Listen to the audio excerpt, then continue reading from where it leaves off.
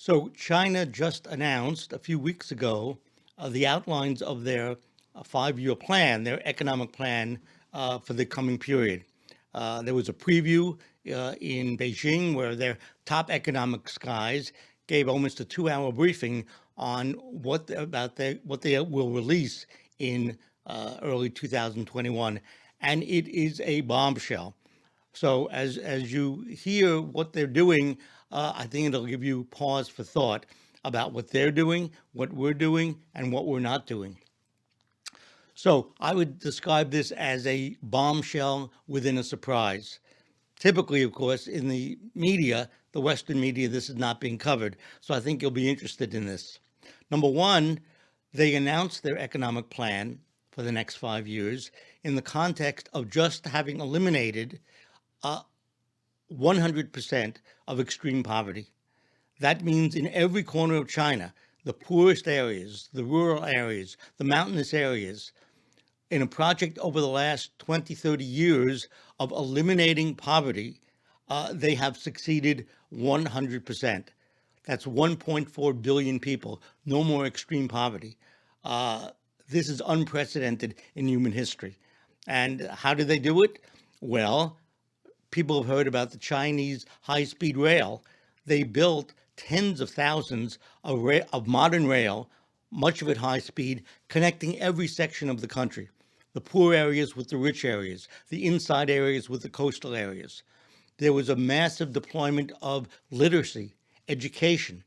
In the areas where the land was quite poor in quality, people were relocated into cities, and new housing construction lifted people up in terms of their living standards. And it was a very intensive effort whereby in the course of, let's say, the last 20 years, 2.9 million people were involved in the poverty alleviation effort.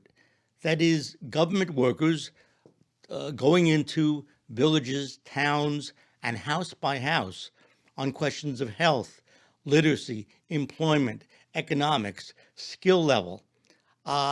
In one year, 2016, they counted 775,000 relief workers fanning out throughout the country, lifting up the population. So what does this mean? Well, it means that by eliminating the extreme poverty, you have a whole section of the population which before was adding nothing to the general economic contribution, now are making an important contribution, and the morale of the population is all the greater. This is a historic breakthrough. So that's the event. That's what occurred over the last several weeks. This was announced at the end of November, the beginning of December. Now, at the briefing in Beijing, what was announced is the five-year plan will be based on really a single conception: innovation in science. And what they outlined is the fact that they are embarking on what they call a new development model. They said, we're not taking any model from the West or any other part of the globe, and we don't intend to export our model to any other part of the globe.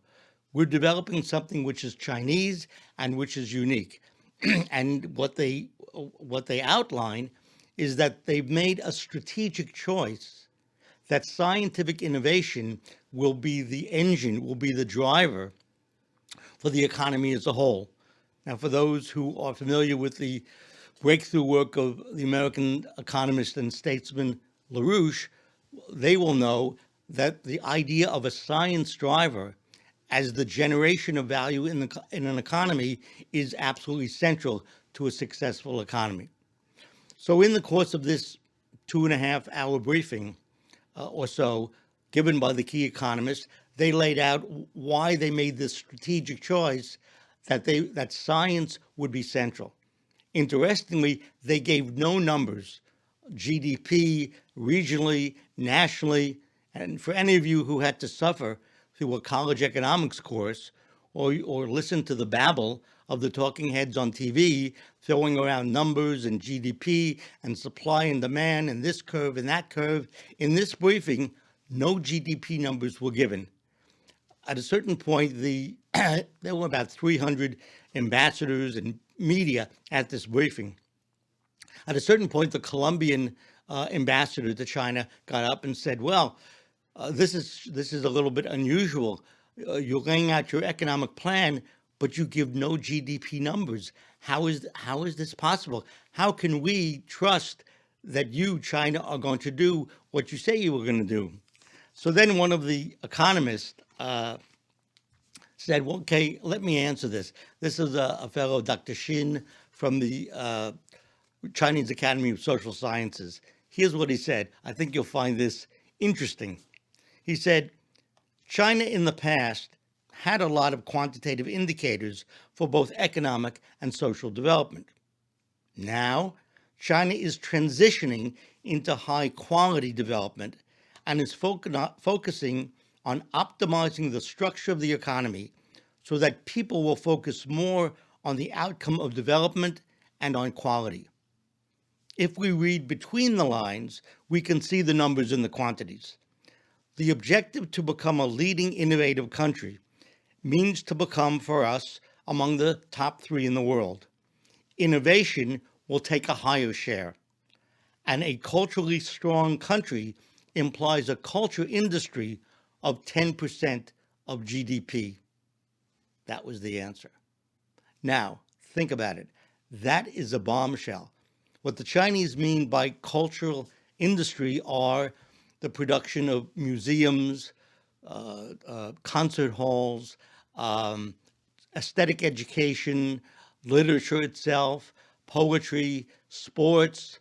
Imagine a country of 1.4 billion people, 4 times the size of the United States, deploying 10% of its GDP on uplifting the cultural level of the population. Through what? Through leisure, through music, through art. And in fact, this bombshell by this team of economists, who are the government's top economists, is set within a discussion that has been going on for a number of years now, led by their president, President Xi, that the key to a productive nation is the aesthetical education of the minds of young people. Xi has often said, President Xi, in speeches, the task of a professor in his college is to create in the student a beautiful mind. That's how we put it. So this is I can report to you, there's a lively, hot discussion of this question of culture, music, classical Chinese poetry, classical art, and the way in which, by upshifting that will create value in an economy. I'll give you one example. At the Shanghai Institute of Technology, Dr. Yu Zhou recently published, a few weeks ago, a scholarly paper in which she takes up what should our educational policy should be in the high schools and the colleges. And she describes the approach to the teaching of art and the development of students. She says, Confucius combined artistic activities with the cultivation of people who meet his social ideals from the perspective of music education practice. He emphasized, quote, rise in poetry, stand in courtesy, and succeed in music. Starting from the ideological and artistic quality of music, Confucius takes goodness and beauty as the basic criteria for music evaluation, and he derives the perfect and the perfect aesthetic as an evaluation standard.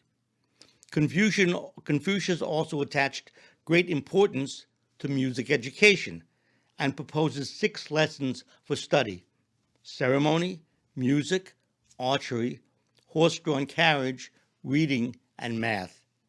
Among them, music is the second. So I only reference this as an example of one of many, many voices alive in China about if we are going to become a prosperous nation and make a contribution to world science as a whole, then we must put a big emphasis not on money, not on building gambling casinos, not on the new version of Disneyland in Shanghai, but in the question of fundamental science, building a industrial base on the moon, mining helium-3 on the moon for their advanced fusion energy project on Earth, quantum computing, 5G, revolutions in agriculture, new species of seeds. This is the hot topic in China today. So culture, science, that's the discussion on outlining the 5-year plan. And of course, they make the point, which is a little bit shocking to us in the West. They say, we'll outline our 5-year plan, but only in the context of a 15-year plan and a 30-year plan. Where will that put us in 2050? So think about it. This is a standard, and in fact, I would put forward to you that this is the way America used to think.